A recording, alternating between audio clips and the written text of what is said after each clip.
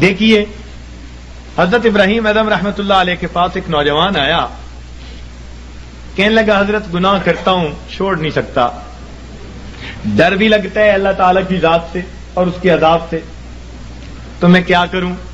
تو اللہ والوں کا دستور ہوتا ہے کہ یہ دھکے نہیں دیتے، یہ نفرت نہیں کرتے، یہ سینے سے لگاتے ہیں، یہ سمجھاتے ہیں، پیار کے انداز میں، محبت کے انداز میں بات سمجھاتے ہیں۔ تو حضرت نے اسے کہا ہاں ہاں میں تجھے ایک ترکیب بتاتا ہوں۔ وہ بڑا خوش ہو گیا کہ حضرت مجھے ترکیب بتائیں کہ میں گناہ بھی کرتا رہوں اور عذاب سے بھی بچ جاؤں۔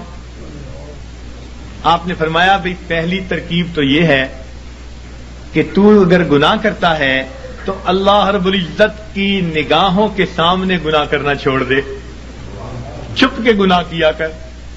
کہنے لگا جی میں اس کی نظروں سے چھپ کے گناہ تو نہیں کر سکتا۔ فرمان لگے اچھا ایک دوسرا طریقہ بتاتا ہوں، اور وہ طریقہ یہ کہ تو اللہ رب العزت کا رزق جو دیا ہوا ہے وہ کھانا چھوڑ دے، کہ نہ تمہارا دیا کھاتا ہوں نہ تمہاری بات مانتا ہوں۔ کہنے لگا جی اللہ کا دیا ہوا رزق کیسے کھانا چھوڑ دوں، یہ تو نہیں کر سکتا۔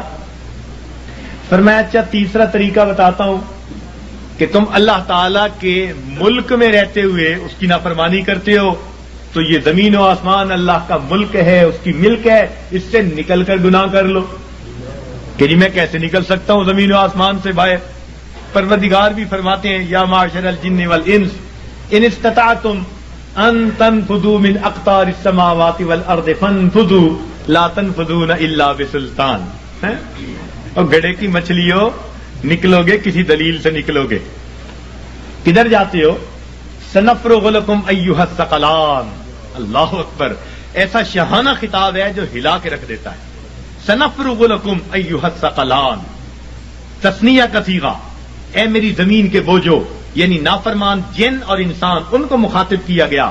اے جنوں اور نافرمان انسانوں، ہم اپنے آپ کو تمہارے لیے فارغ کر رہے ہیں، ان قریب اپنے آپ کو فارغ کر رہے ہیں، ہم تمہاری خبر لیتے ہیں، تمہارا پتہ کرتے ہیں۔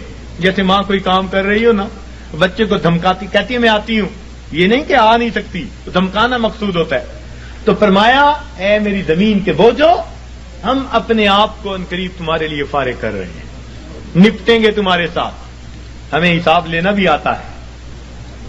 وَنَضَعُ الْمَوَازِينَ الْقِسْطَ لِيَوْمِ الْقِيَامَةِ۔ تو اس لیے وہ کہنے لگا جی کہ میں تو نہیں زمین و آسمان سے باہر جا سکتا۔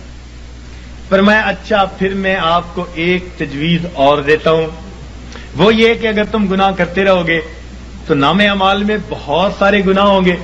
اب جب ملک الموت آئے گا تو اس وقت تم اسے کہنا کہ بھئی تھوڑی دیر انتظار کر لو تاکہ میں سچی توبہ کر لوں۔ کہنے لگا حضرت اس نے تو انتظار نہیں کرنی، جس سانس میں موت آنی ہے اس سے اگلا سانس بندہ نہیں لے سکتا۔ اذا جاء اجلهم فلا يستأخرون ساعة ولا يستقدمون فلا يستطيعون توصية ولا إلى أهلهم يرجعون۔ وصیت کرنے کی بھی فرصت نہیں ہوگی۔ اس نے کہا حضرت میں یہ نہیں کر سکتا۔ فرمایا اچھا پھر ایک طریقہ اور بتا دیتا ہوں کہ جب تمہیں قبر میں لے جائیں گے اور منکر نکیر آئیں گے اور پوچھیں گے سوال و جواب، تو اس وقت منکر نکیر کو کہنا کہ میری قبر سے باہر نکل جاؤ۔ جیسے ہم نے گھروں پہ لکھوایا ہوتا ہے نا، بغیر اجازت اندر آنا منع ہے، نو ایڈمیشن وداؤٹ پرمیشن، تو تم بھی کہنا بھائی بغیر اجازت کیوں آئے؟ اس نے کہا جی وہ مجھ سے پوچھ کے تھوڑا آئیں گے۔ پر میں اچھا پھر ایک آخری بات باقی رہ گئی، وہ تجویز بتاتا ہوں۔ اس نے کہا کون سی؟ کہ قیامت کے دن جب تمہارے گناہ اللہ رب العزت کے حضور پیش کیے جائیں گے اور اللہ تعالیٰ تمہیں جہنم جانے کا حکم دیں گے اور فرشتے پکڑ کے لے جانے لگیں گے، تو ضد کر کے کھڑا ہو جانا میں نہیں جاتا۔ اس نے کہا حضرت فرشتوں کے سامنے میری کیا حیثیت ہے کہ میں کہوں میں نہیں جہنم میں جاتا؟ جب اس نے کہا میری کیا حیثیت ہے تو اس وقت فرمایا، اس وقت اس کو ٹھوکر لگائی، فرمایا کہ اے دوست جب تو ان میں سے کچھ بھی نہیں کر سکتا تو اپنے رب کی نافرمانی ہی کیوں کرتا ہے؟ اس نے کہا حضرت مجھے بات سمجھ آ گئی، آج کے بعد میں اپنے پروردگار کی نافرمانی نہیں کروں گا۔ تو یہ اللہ والوں کے سمجھانے کا انداز ہوتا ہے، وہ اچھے انداز میں بات سمجھاتے ہیں۔ تو اس نے گناہوں کو چھوڑنے کا فیصلہ کر لیا. تو گناہ ہم جو کرتے ہیں یہی گناہ ہمیں پریشان رکھتے ہیں. یاد رکھیے گناہوں کی وجہ سے ہی افراد مصیبتوں میں پڑتے ہیں اور قومیں مصیبتوں میں پڑتی ہیں, اور نیکی کے ذریعے اللہ رب العزت ان کو مصیبتوں سے نکالا کرتے ہیں. آج ہماری حالت تو یہ ہے کہ کام کرتے ہیں بنگیوں والے اور تنخواہ مانگتے ہیں بادشاہوں والے.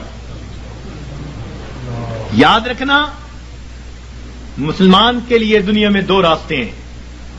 نیکی کرے گا امام عالم, اور اگر گناہ کرے گا تو غلام عالم بنے گا. نیکی کی زندگی ہوگی تو امام عالم بنے گا, اور اگر گناہوں بھری زندگی ہوگی تو کیا بنے گا؟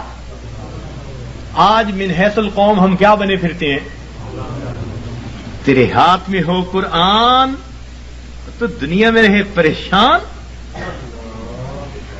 تیرے ہاتھ میں ہو قرآن اور تو دنیا میں پھرے ناکام, تیرے ہاتھ میں ہو قرآن اور تو دنیا میں پھرے غلام.